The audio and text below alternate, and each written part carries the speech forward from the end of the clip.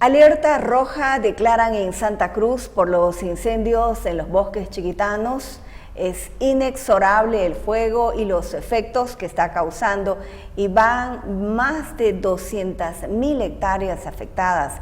Nos acompaña en la entrevista la abogada ambientalista Eliana Torrico, fundadora también de Colectivo Árbol, a quien le damos la bienvenida. Eliana, qué grave se presenta el escenario ahora, que no es nuevo, ¿no? Lo hemos estado viviendo estos últimos 3 años, por lo menos de una manera intensa. Bienvenida. Muchas gracias, Judith. Un saludo muy especial a quienes nos están siguiendo el programa. En realidad el panorama es realmente complicado. Y lo que más llama la atención es que esta situación de los incendios y las catástrofes naturales se están haciendo cada vez más recurrentes y tenemos cada vez menos tiempo para la resiliencia, para la prevención, para poder paliar los daños. Y sin embargo se entiende de que ya hace más de una década atrás están las alertas científicas de lo que implica toda la afectación que se está haciendo al medio ambiente, a la naturaleza del planeta en general por la actividad humana, ¿no? Lamentablemente, a pesar de estas alertas permanentes, frecuentes, por todos los medios, ahora con toda la difusión y la llegada que tienen las redes sociales, no se han tomado desde los gobiernos ni desde la población y sociedad en general medidas de fondo y medidas serias para poder revertir esta situación.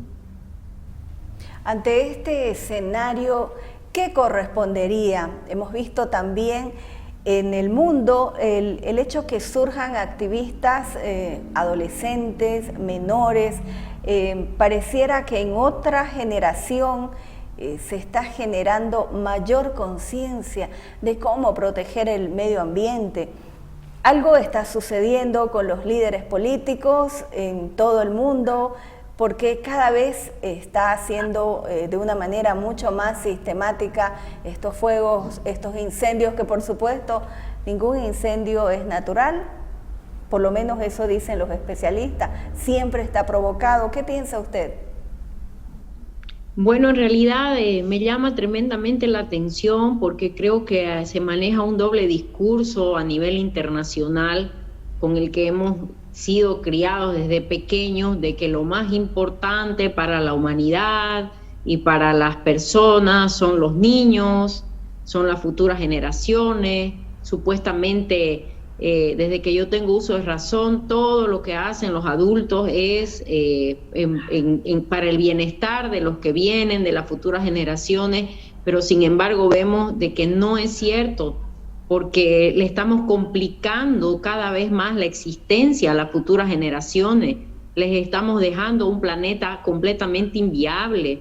Estamos viviendo en estos momentos la 6ª extinción masiva más grande de la historia del planeta Tierra. La biodiversidad se está extinguiendo de manera permanente, es decir, especies de animales por día dejan de existir en este planeta y no van a volver a existir nunca más. Día a día se pierden cuerpos de agua, ríos completos, lagos, se derriten los polos, estamos emitiendo cada vez más dióxido de carbono a la atmósfera, es decir, contaminando el aire que respiran esos niños, esas futuras generaciones por las que decimos luchar y por las que salimos a trabajar todos los días. Entonces, aquí hay un doble discurso tremendo. Y lo que más me llama la atención es que, por ejemplo, en Bolivia ha habido cambio de gobierno, donde mucho se habló en la campaña de apostar por jóvenes también, por liderazgos jóvenes, y vemos que estos liderazgos jóvenes, una vez están en el poder, vuelven a reproducir las mismas prácticas, las mismas políticas de poder que tanto criticamos a las generaciones anteriores. Entonces esto no se trata de un tema generacional tampoco, y cada vez nos vemos más sin salida, porque realmente es como que haya una ceguera de no querer ver una realidad que nos está quemando, que nos está quemando textualmente.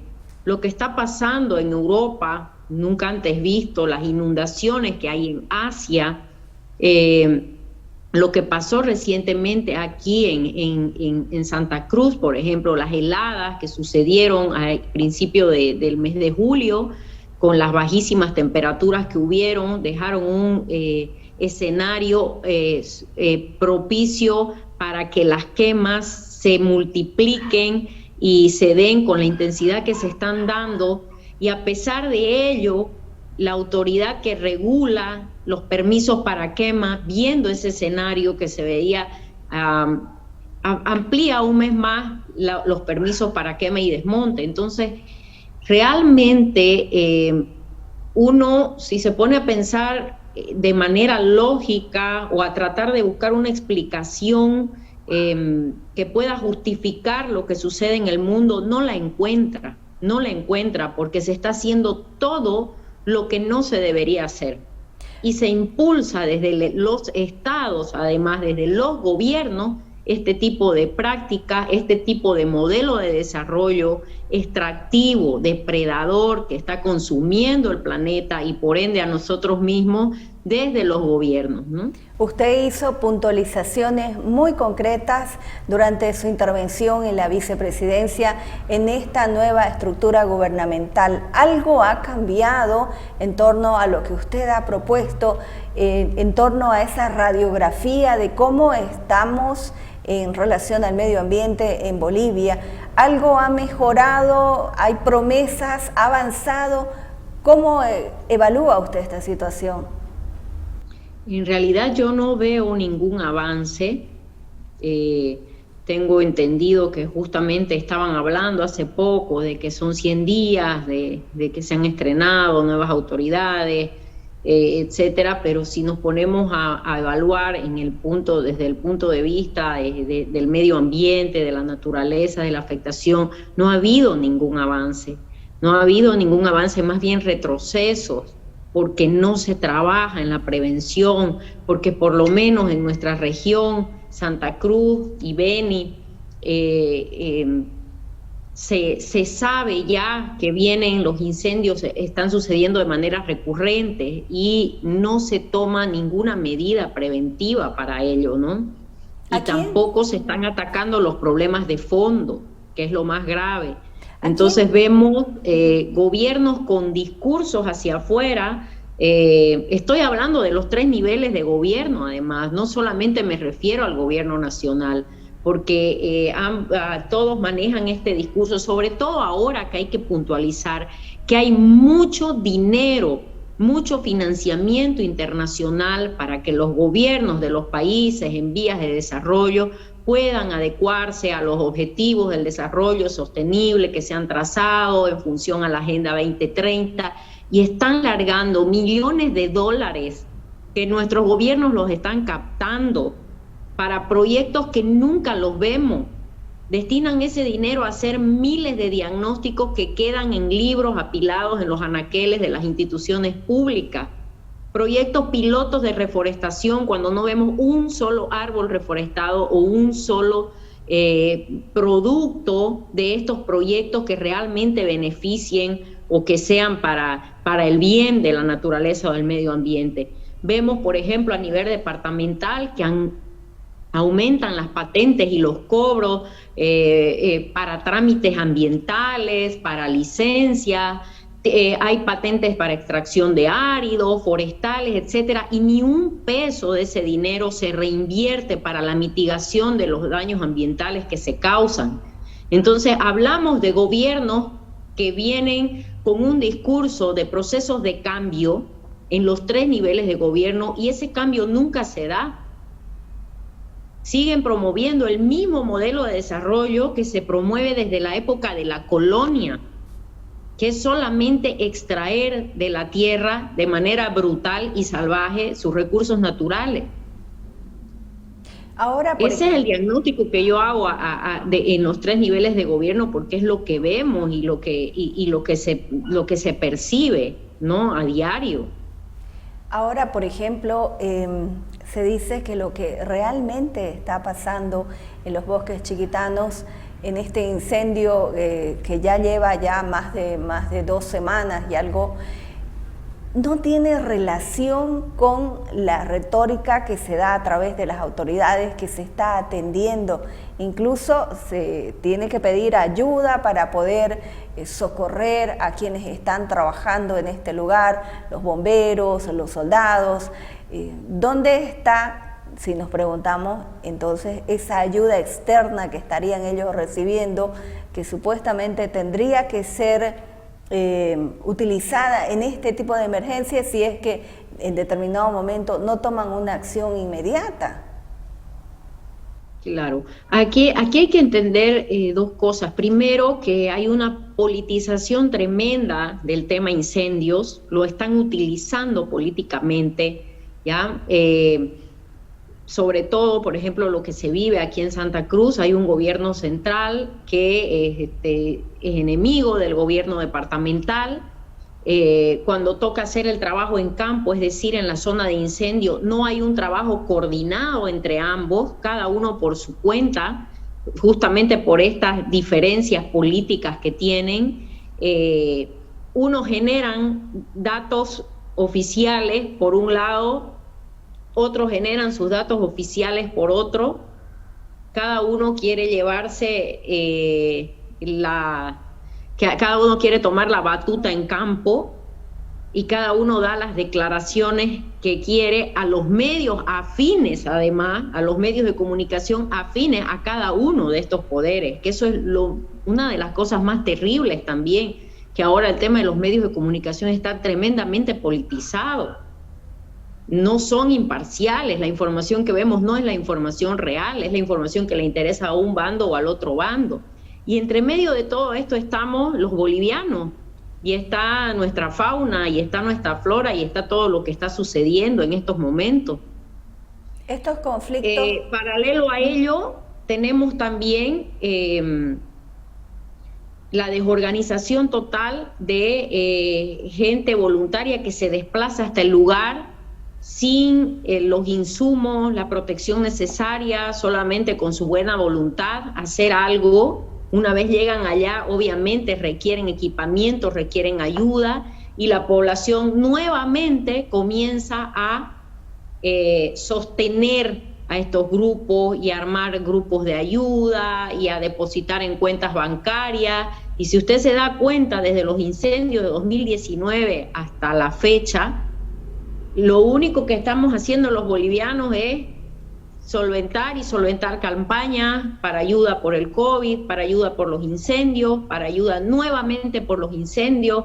Entonces es terrible realmente lo que está pasando, con gobiernos que no tienen la mínima capacidad de resolver estos problemas, mucho menos de prevenirlos. Entonces es como que la población nos sentimos en una orfandad absoluta.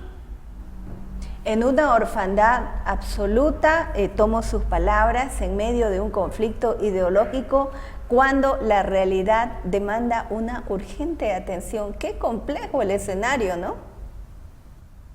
Es muy complejo, y cuando además no tenemos la capacidad de leer los datos científicos. Recientemente se ha publicado un paper en una revista científica internacional donde se demuestra de que la Amazonía, de la cual además somos parte, está emitiendo más gases de efecto invernadero, es decir, más carbono de lo que está emitiendo oxígeno. Ha llegado a tal punto el desequilibrio que el pulmón del planeta ya se está viendo tremendamente afectado. Y hay que entender que eso tiene nombre y apellido, y es el modelo de desarrollo que se está promoviendo en la región. En la Amazonía, directamente la ganadería es lo que está causando este daño. Lo que está sucediendo en el oriente boliviano, la ganadería, los monocultivos de soya, que además ni siquiera garantizan la seguridad alimentaria, que es el discurso con que se promueve, porque no lo consumimos aquí, son para exportar a mercados chinos y a mercados rusos, que ahora el gobierno está en estas negociaciones. ¿Qué significa producir 1 kilo de carne son 10.000 litros de agua dulce que sale de nuestros ríos y de nuestros bolsones y acuíferos de agua para que puedan producir 1 kilo de carne que va a ir para un plato de un chino o de un ruso. El impacto es tremendo. Y sobre todo que se está dando este tipo de actividades en áreas que no son aptas, como la Chiquitanía. No son tipos de suelo aptos para estos usos que le quieren dar. ¿Cuál sería el equilibrio para que las autoridades, en este caso, puedan tomar las decisiones oportunas y no con esa mirada para beneficiar a determinados sectores? Porque si esto continúa, entonces tenemos un total futuro muy incierto de lo que pueda pasar. En realidad ya lo estamos viviendo, ¿no? Los más interesados en la conservación del medio ambiente y de los bosques sobre todo, deberían ser los agroempresarios, porque si sigue este nivel de depredación de bosques, de afectación de bosques, de cuerpos de agua, de la naturaleza en general, se acaba el negocio. Yo no puedo producir ningún tipo de grano, no puedo producir ganadería, no puedo nada si no tengo garantizado el agua. Y los bosques, que son los que producen justamente el agua, son las fábricas de agua. Entonces tengo suelos desertificados, ningún grano me va a rendir. Entonces es importante que se entienda esta relación.